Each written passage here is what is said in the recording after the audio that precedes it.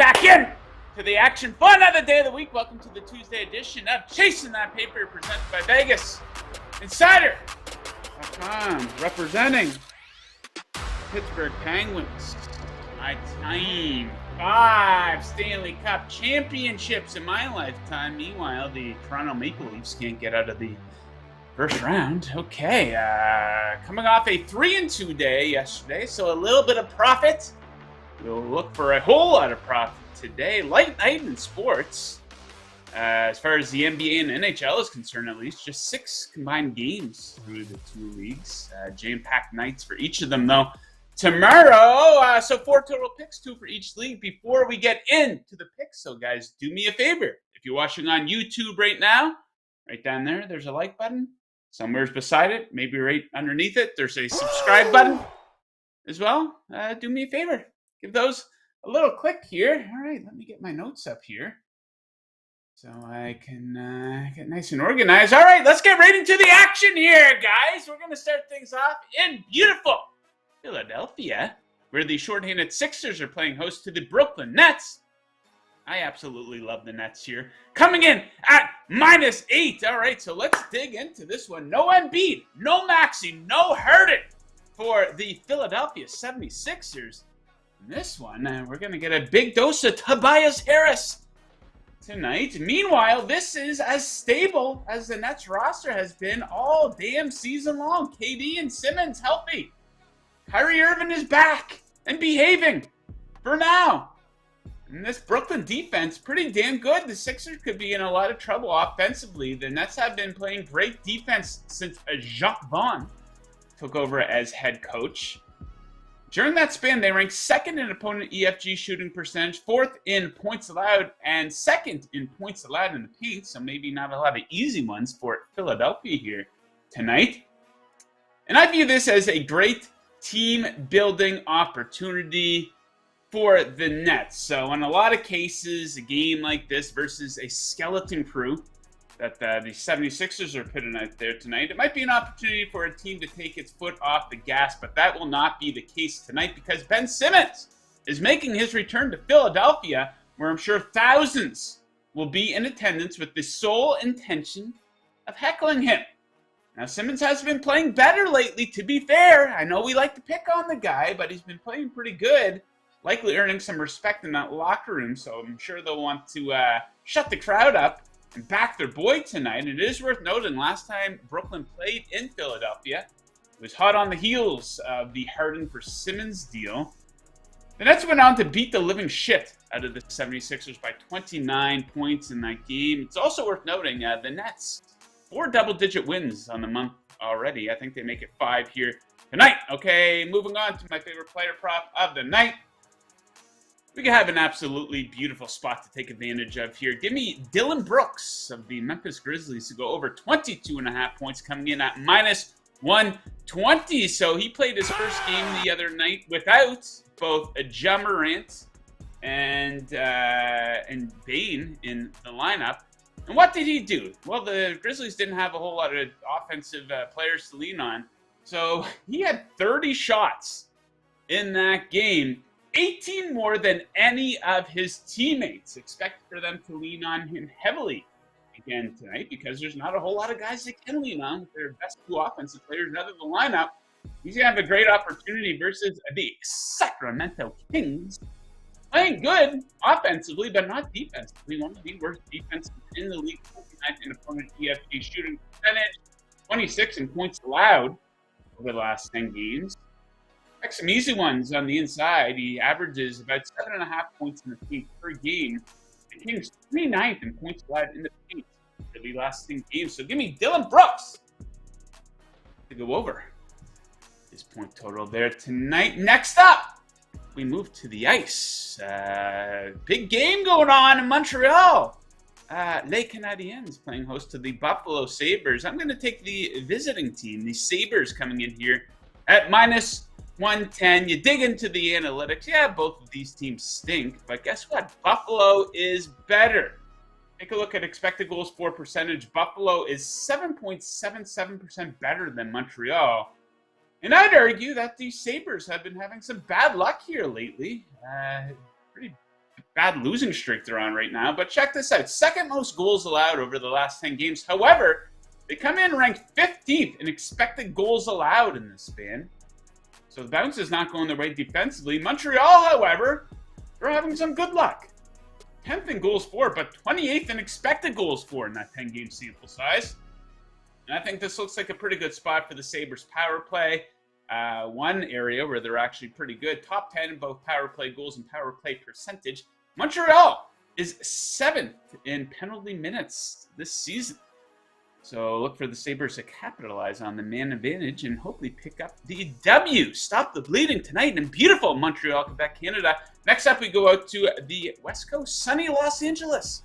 The Kings playing host to the New York Rangers. Total of 6 for this game. This is my first total bet of the season in the NHL. I like under 6.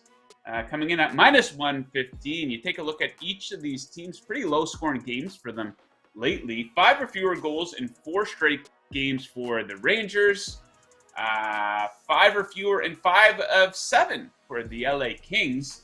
Reason being, both great on the defensive end. Expected goals allowed over the last 10 games. 1st versus 5th. 2nd and 4th in shots allowed in that span. Kings offense, pretty average. Rangers, pretty good. And you take a look at the man between the pipes here for the Rangers. He's a big part of this bet. We'll be leaning on Igor Shesterkin big time tonight. Expected to get the start, and he's getting back to Vezina form after a slow start to the season. Having a strong month with a 2.12 goals against average. So give me under 6 tonight in sunny Los Angeles.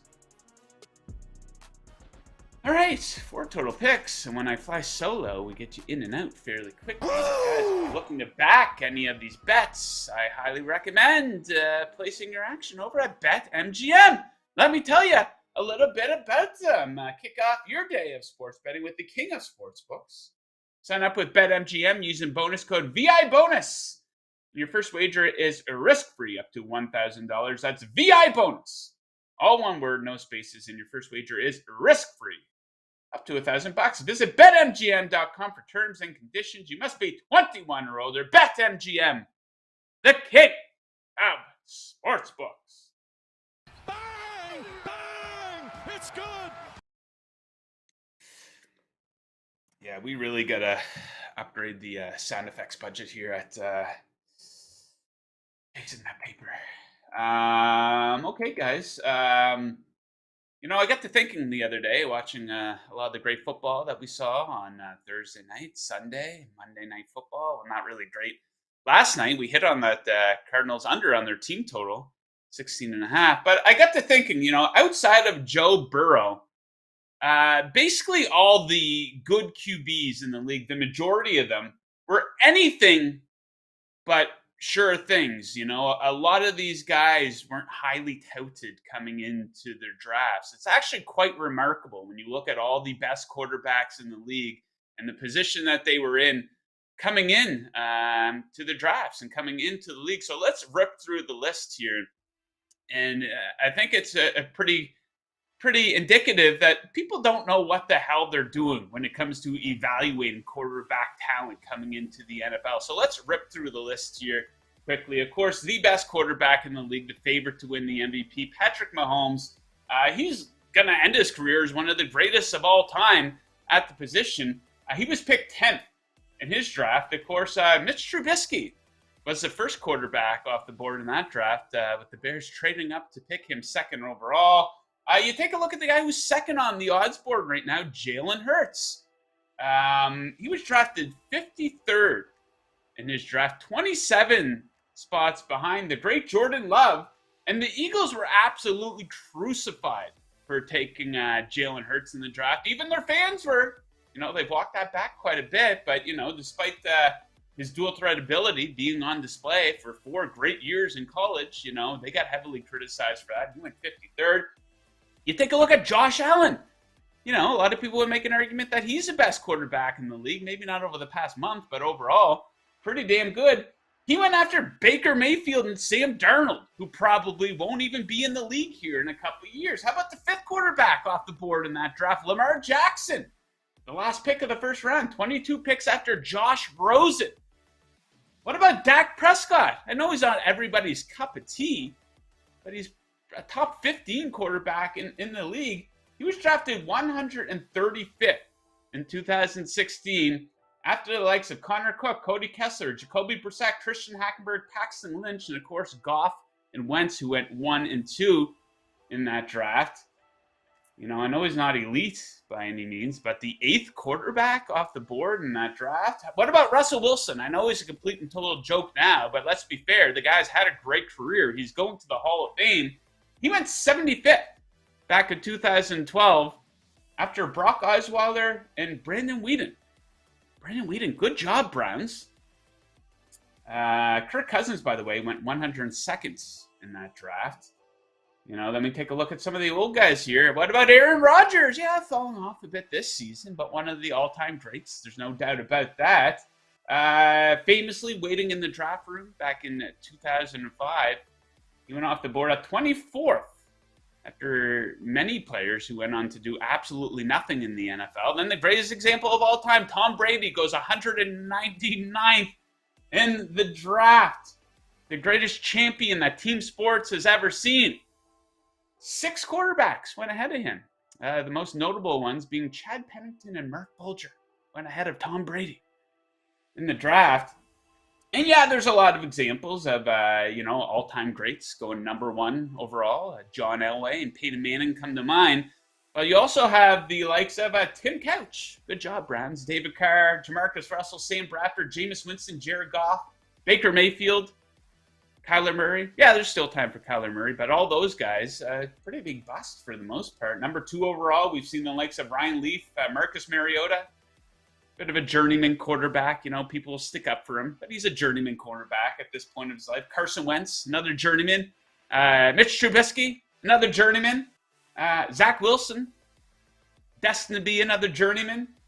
And, you know, say what you will about guys like Derek Carr and Jimmy G, but Blake Bortles and Johnny Manziel, 2 quarterbacks that aren't even in the league anymore, went ahead of those guys back in 2014. You know, the point is, we've been at this for decades, evaluating and drafting quarterbacks, and nobody knows what the hell they are doing. You know, it is incompetence at the absolute highest level. And I guess that's what makes it kind of fun, right? So it's just kind of interesting to see how things develop for these guys a couple of years after they get drafted. Nobody knows what they're talking about. And like I said, that's what makes it fun. And that is all I have to say about that. Okay, guys, if you love what we do here at Vegas Insider, I highly recommend checking out the Vegas Insider app.